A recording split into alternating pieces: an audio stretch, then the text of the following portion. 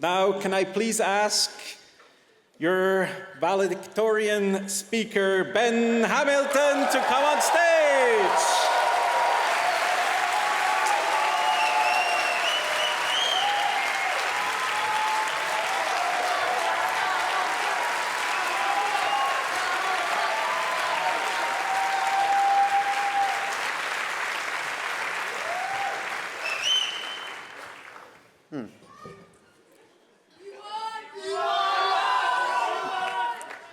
So I'm reliably informed that this is one of the few marquees in the world that floats.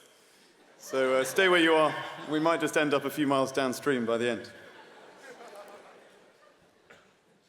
Good afternoon, ladies and gentlemen, staff and faculty, family and friends, alumni, and most importantly, the dazzling, incomparable, inexplicable class of July 2018.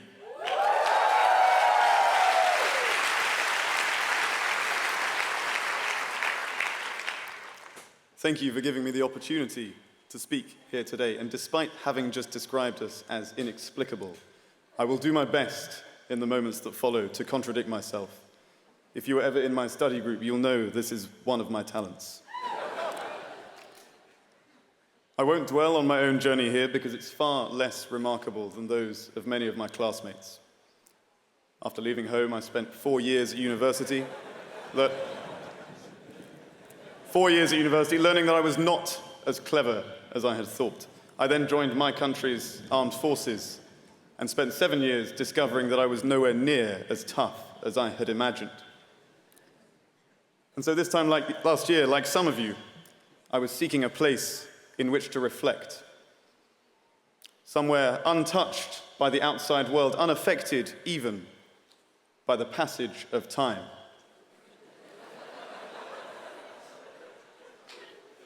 So with its medieval transport links and just one late-night karaoke bar, Fontainebleau was perfect.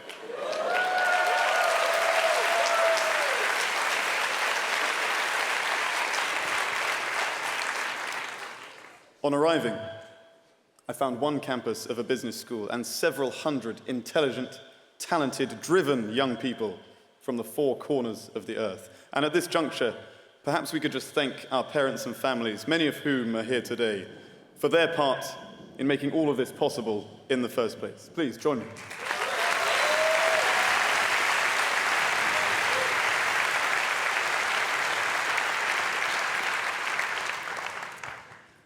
So what did we learn from the 1 year we spent in each other's company? Well, on a purely personal level, I discovered that I have a budding career as an actor, specializing in low-budget perfume commercials. For those of you who aren't aware, it's thanks to my dramatic debut in this rather niche field that I'm standing here today. But joking aside, for now, my first observation is that we have an energy.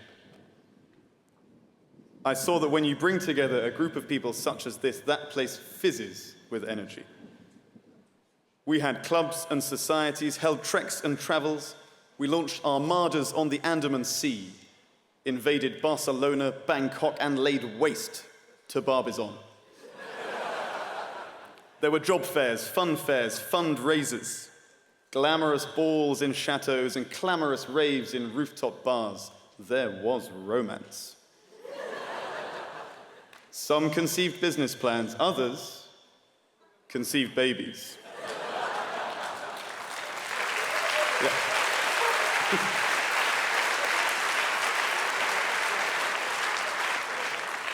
Yes, we have plenty of energy, and if you ever doubt the enthusiasm of the INSEAD MBA student, you need only to go and stand by the pedestrian crossing on the D607, just west of here, at precisely 8:28 in the morning. 2 minutes before lectures start, you will witness a teeming mass of warm bodies, hair still wet from the shower, bearing vacant expressions and jostling for position, for the precise moment that pedestrian light turns green. Once, the traffic lights weren't working. And it was like a scene from a war movie. Students dragging each other through the oncoming traffic, Not a man or woman left behind. Orders barked over the deafening noise of car horns. Get to the amphitheater. I'll try to get us coffee. If I never make it, don't be sad. I know we will see each other again. In accounting. We are, indeed, loyal. Leaving the military for business school, I wondered, would there be the same camaraderie, the same esprit de corps, or would this be a cutthroat introduction to the ruthless world of business that I had heard of? Well, did you know that no student in this MBA class ever missed a deadline? It's true. Okay, it's not true at all, but bear with me. You might be waking up, dazed and confused, in a beach bar in Bali, and you could drift back to a gentle slumber, safe in the knowledge that thanks to your devoted study group, your name would still somehow appear.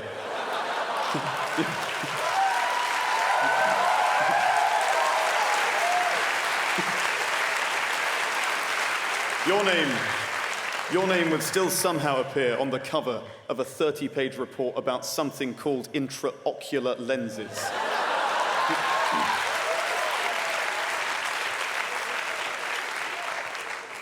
Suffice it to say that the companionship I saw here was a delight. It dispelled a fear that I had had about business school, and I think it's fair to say that if we ever need an alibi in the years to come, we can each count on 500 willing accomplices.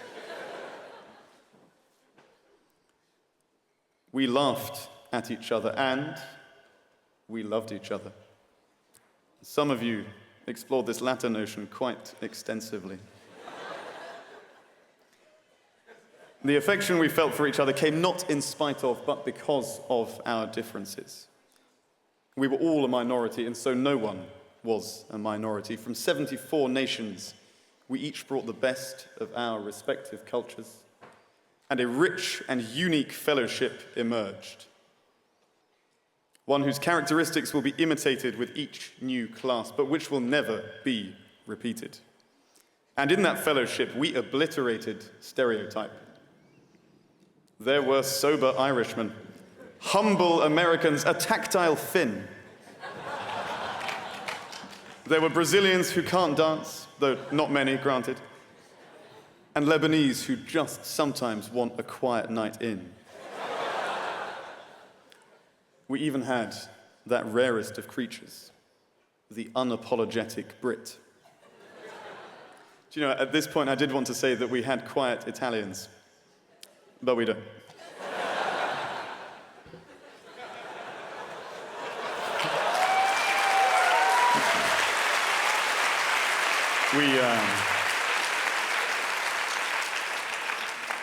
We represented each other's countries in the classroom and on the sports field.